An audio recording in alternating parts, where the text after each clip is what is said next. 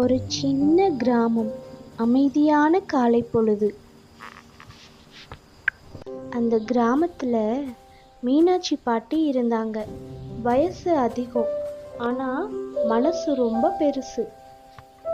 மீனாட்சி பாட்டி வீட்டுக்கு முன்னாடி ஒரு சின்ன தோட்டம் வளர்ப்பாங்க. அந்த காய்கறி எல்லாம் விற்க மாட்டாங்க. யாருக்கு தேவையோ அவங்களுக்கு எடுத்துக்கோங்கன்னு கொடுத்துருவாங்க. ஒரு நாள் ஒரு இளைஞன் கேட்டான், மீனாட்சி பாட்டி, இதுல உங்களுக்கு லாபமே இல்லையே. மீனாட்சி பாட்டி சிரிச்சாங்க. மகனே, மண்ணு எனக்கு கொடுத்தத நான் மண்ணுக்கே திருப்பி கொடுக்கிறேன்.